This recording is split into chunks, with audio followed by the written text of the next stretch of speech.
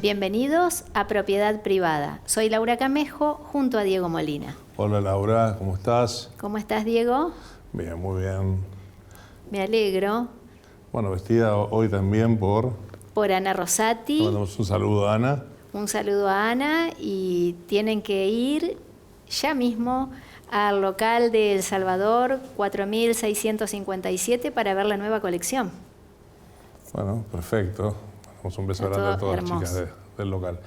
Bueno, hoy empezamos un programa que tiene que ver con, voy a comprar una casa, voy a comprar un departamento, qué recaudos tengo que tomar para firmar una autorización de venta, qué papeles necesito y bueno, todo lo que lleva implícito después esa autorización que otorgo. Así es, vamos a recibir al escribano Nicolás Oligo Schuller, quien nos va a comentar todos los elementos y requisitos que tenemos que tener en cuenta antes de hacer una operación. Tenemos que hablar de si el escribano es caro o no, los gastos de escrituración, los gastos de estados parcelarios, a quién corresponde cada uno, es decir, qué tengo que tener en cuenta en el momento de comprar o vender una propiedad. Así es, y qué documentación también tengo que tener a mano para llevar tanto primero si estoy con un corredor inmobiliario y luego llevar a la escribanía. Es así. Bueno, ¿vamos a una pausa?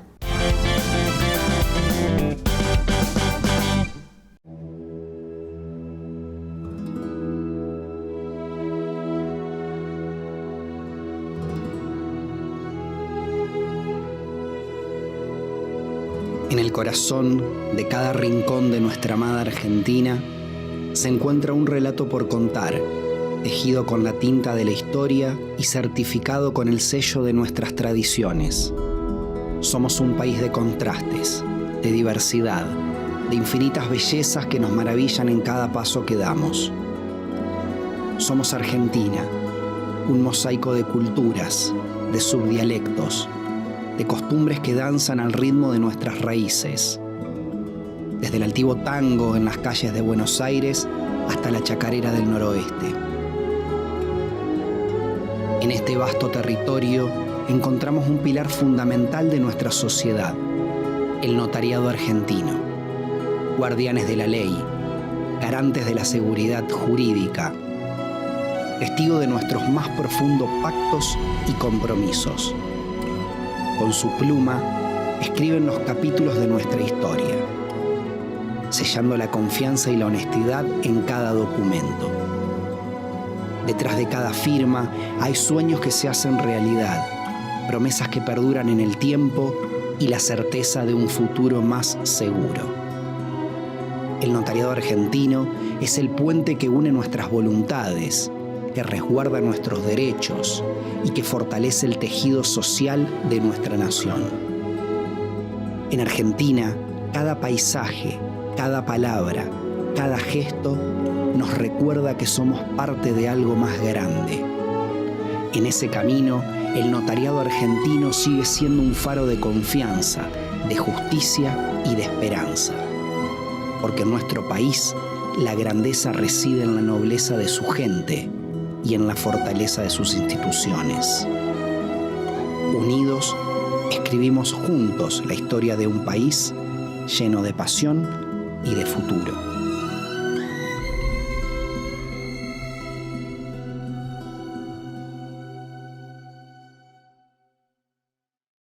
Héctor, Argentina te necesita.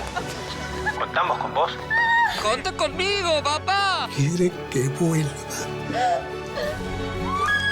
Esto es 1 a 1, Pablo. Hay que convocarlos a todos. Pensá en macro. Luis Ferreira brinda asesoramiento en seguros para escribanos y tecnología aplicada a la autogestión.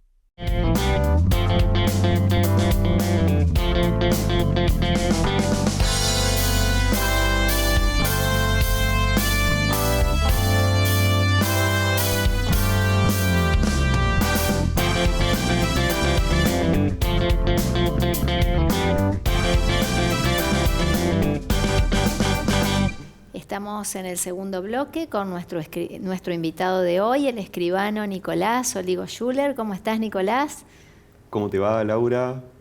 Hola, Diego. Bienvenido. Muchas gracias. ¿Cómo están?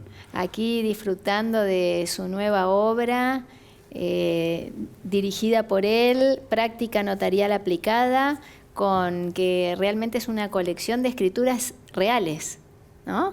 Tiene la particularidad de que son escrituras que efectivamente se autorizaron, entonces eso hace que uno cuando lo lea se sienta más acompañado por una parte y también que tiene la garantía de que ha pasado por el tamiz intelectual y el peso de la responsabilidad notarial al momento de redactar una escritura, ¿no? Cuando uno se pone a pensar en cada caso en particular y lo va plasmando.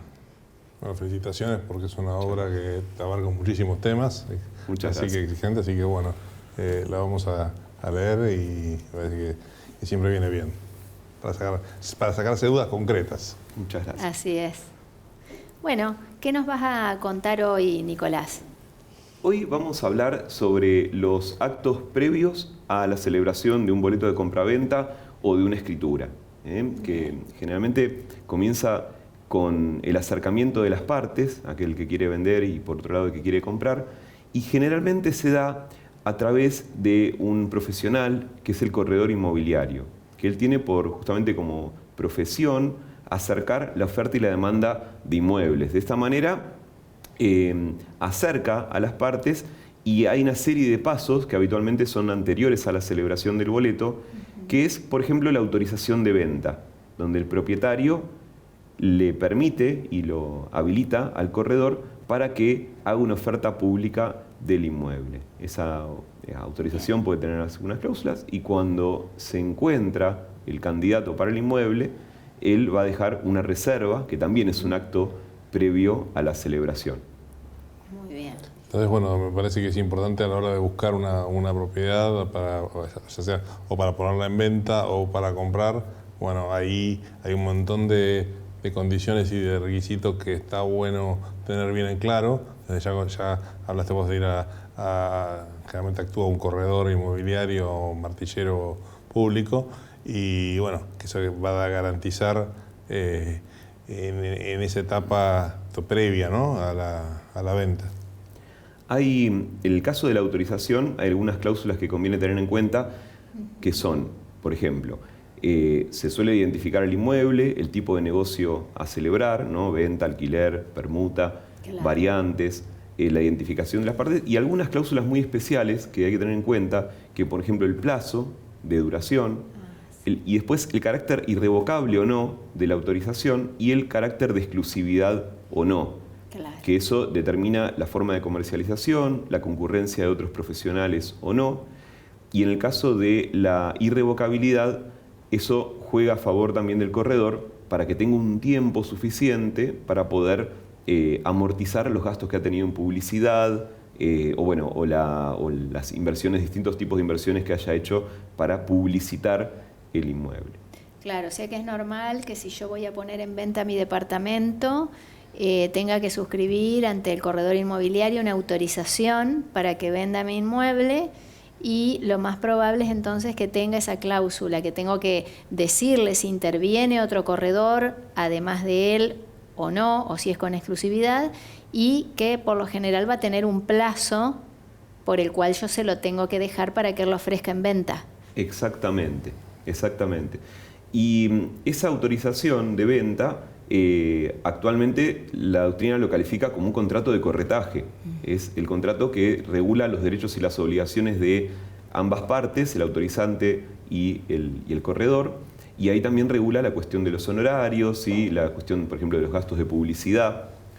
Y durante el despliegue de toda esa actividad puede ocurrir que en algunas ocasiones se oferte una compra. La llamada reserva, que muchas veces se ha dado en decirle o bautizarla como seña, que es un tanto equívoco, porque la seña en rigor de verdad es una cláusula del boleto de compraventa o de la escritura, pero la reserva en sí es, por un lado, una oferta de compra. Contiene todos los elementos que va a tener el futuro boleto de compraventa de celebrarse o la escritura. Bien. Y también se le pone a disposición del propietario para que él determine si acepta o no. Bien.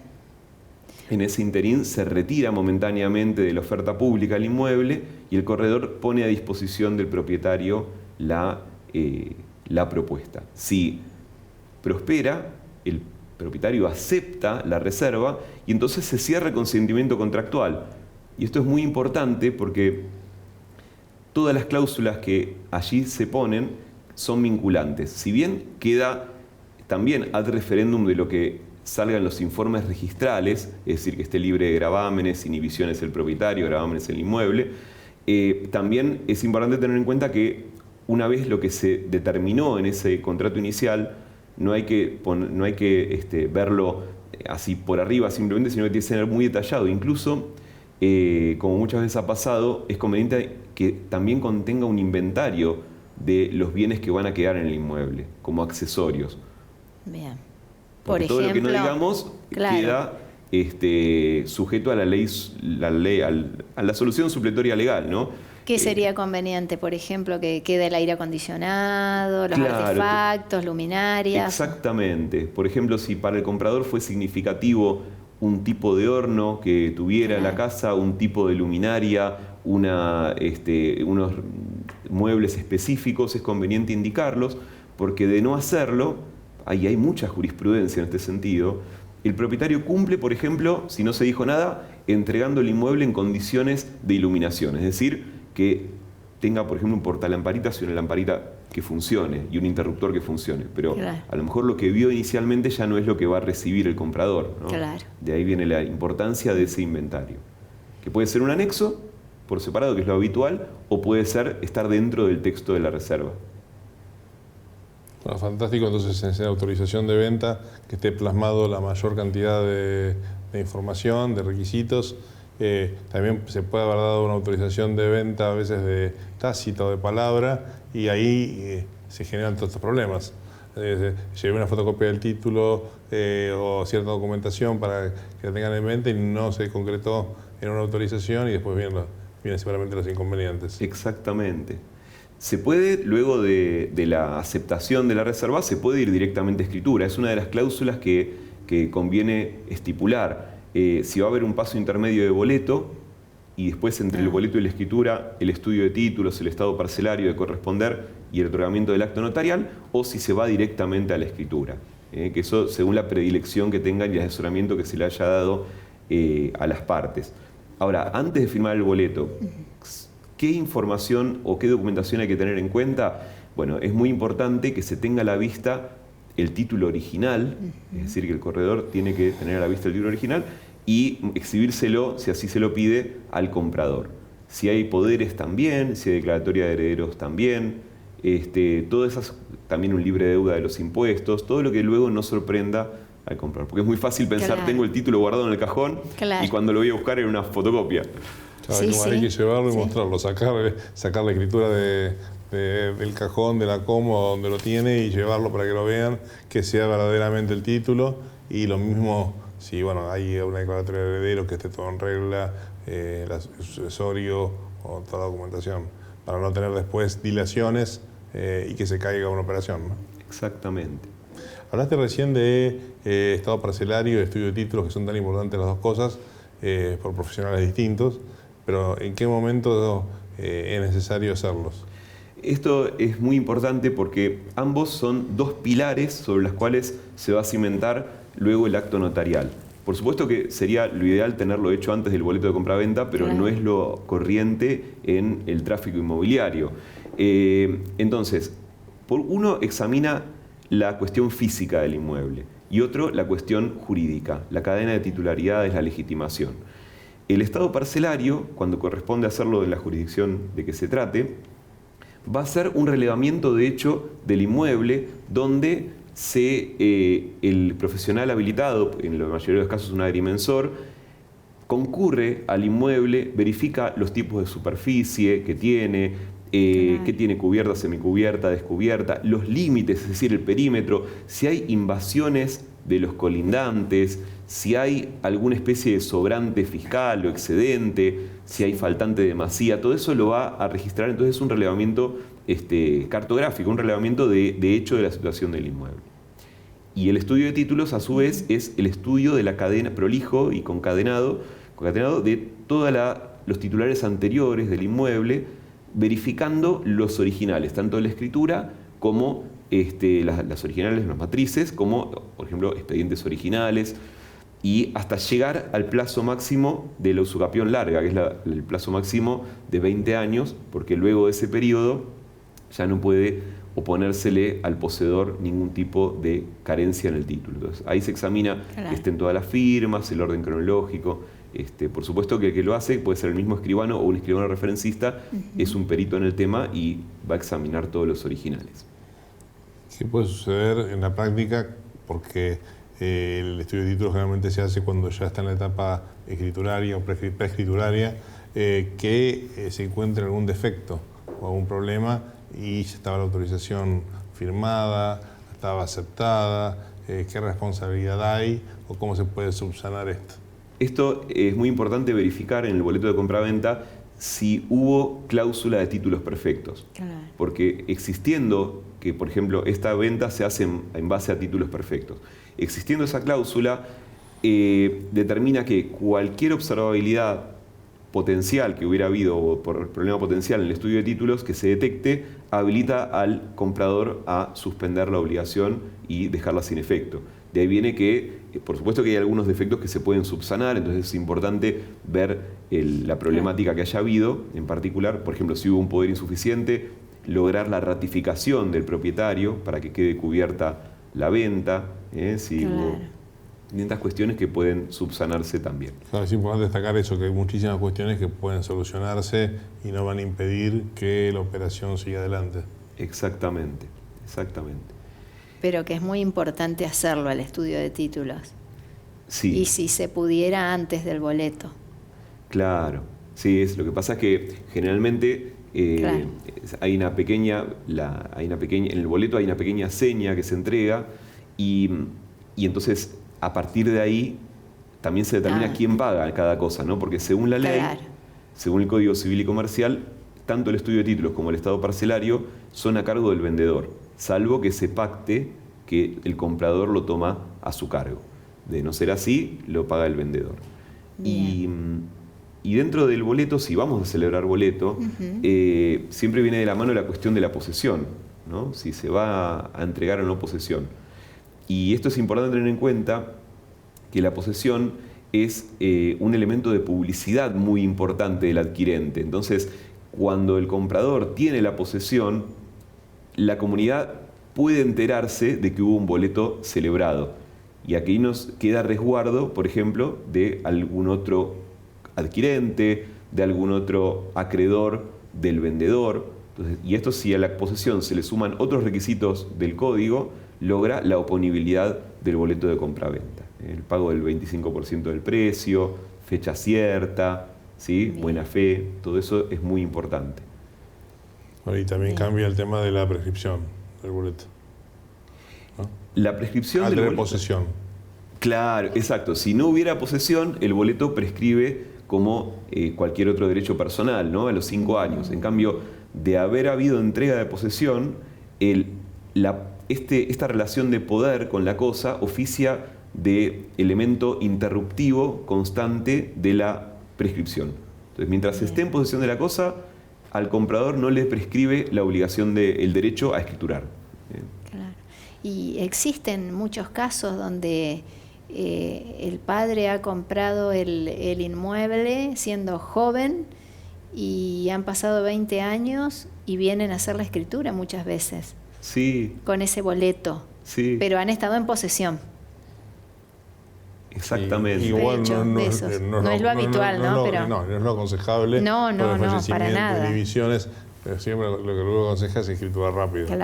Claro, porque ahí uno corre con varios riesgos, ¿no? Cuanto más se dilate la escritura entre la oferta aceptada o el boleto y la escritura, cuanto más tiempo pase, más uno corre el riesgo de fallecimiento de alguna de las partes, de caída en inhibiciones o incapacidad. Entonces todo eso genera un cierto riesgo que le va añadiendo el tiempo, le va añadiendo este componente de riesgo. Claro, porque mientras no se hace la escritura, el que sigue siendo titular del inmueble es el vendedor. Exacto. En toda etapa previa de la autorización de venta, ¿quiénes tienen que firmar la autorización de venta? En el caso que se murió el titular de dominio, hay hijos, sobrinos, uno vive afuera, todo eso hay que revisarlo en el momento de la autorización. Claro, porque ahí tenemos la legitimación de la parte que va a ser futura vendedora. Entonces, si tenemos una persona fallecida, nos traen el título de una persona que ya está fallecida, es conveniente siempre acompañarlo de la declaratoria de herederos, porque ahí tenemos la nómina, el elenco de los protagonistas, o sea, las personas que continuaron con la titularidad. Entonces, si no tenemos declaratoria de herederos, es riesgoso para el comprador, porque no sabe si no está faltando alguno de los continuadores de la persona, del causante, alguno de los herederos. Claro. Otro elemento muy importante a tener en cuenta. Bueno, ¿y cómo son los gastos que puede llevar todo este proceso hasta la escrituración y después? Bueno, uno de los elementos muy importantes a tener en cuenta en la redacción del boleto es prever quién corre con cada gasto. Y esto va a depender mucho de los usos y costumbres de cada lugar que se inserta en el boleto. Si no decimos nada, los gastos corren según ley. Entonces, esto se ocupa el Código Civil y Comercial de decirnos que los gastos de entrega están a cargo del vendedor y los gastos de recepción de la cosa están a cargo del comprador. ¿Qué son los gastos de entrega? Bueno, tenemos por un lado la solicitud de certificados, la confección del estado parcelario, el estudio de títulos, bueno, certificados administrativos y registrales, las hojas de protocolo que se utilizan y luego también los impuestos nacionales que graben la operación y los impuestos provinciales es según la ley de la jurisdicción que corresponda. Por ejemplo, el impuesto de sellos podría ser, por caso de la provincia de Buenos Aires, la mitad cada uno. Nosotros también. En Entre Ríos también es mitad cada uno. Y el comprador corre con todo lo demás, ya desde el momento que se firma la escritura, incluyendo los honorarios del escribano, también los gastos del testimonio, la inscripción en el registro, impuesto de sellos según la ley y la ley local. Sí. Y a partir de ahí, pero también puede pactarse, porque todo acá impera la autonomía de la voluntad. Claro. Podría pactarse que el comprador tome a cargo todos los gastos de escritura. Y un elemento también, a raíz de lo que había dicho Diego de la declaratoria de herederos, si no se dice nada en el boleto, los gastos y honorarios del tracto abreviado corren por cuenta de los vendedores. Claro. Es importante que si se entendió, es muy importante documentar en el boleto lo que las partes quisieron. Entonces, si se entendió que el comprador pagaba todo, incluyendo los gastos de tracto abreviado, hay que ponerlo. El tracto abreviado es la inscripción, la transcripción notarial de la declaratoria de herederos para que pueda vender los herederos del titular inscripto. No es que no se haga falta inscribir primeramente la declaratoria de herederos. Perfecto. Y bueno, el gasto del estado parcelario faltaría también a cargo de la parte vendedora. También a cargo parte vendedora. Con todos los diferentes rubros que tiene, ahí se ve que el horario del escribano, según la jurisdicción, solamente es el 1 o el 2%. El resto son todos gastos, cargas impositivas, impuestos provinciales, locales, retenciones de impuestos. Entonces, cuando dice si el escribano es caro o no, la verdad que hay muchísima recaudación, se hacen impuestos provinciales, nacionales en su caso, si en el caso que se haya que retener un anticipo de ganancias, y si no, también los otros locales que tienen que ver por ahí, como municipales, derechos de construcción, deudas de diferentes tipos de aguas, y eso también engloban después los gastos que se dan al momento de cerrar una operación. Claro, por eso es importante también recabar, hacer un inventario también de los gastos al momento del boleto, así los vendedores saben con cuánto dinero se van a quedar, ¿no? Claro. Sí, y los compradores saben cuánto más tienen que disponer para poder sellar la operación. Exactamente. Bueno, lamentablemente el tiempo ha pasado muy rápido porque ha sido todo muy útil lo que has hablado, Nicolás, así que agradecemos tu visita a Propiedad Privada y bueno, vamos a continuar haciéndote entrevistas. Muchas gracias. Antes de irnos, tenemos un regalo para nuestro invitado de la empresa Gigot Cosméticos, una empresa argentina que cuenta con planta de elaboración propia en constante crecimiento como vos. Podés sumarte al desafío Gigot llamando al 0810 999 9200. Muchas gracias. Muy amable, qué lindo. Muchas gracias. Gracias a vos. Y nos despedimos hasta el próximo programa de Propiedad Privada.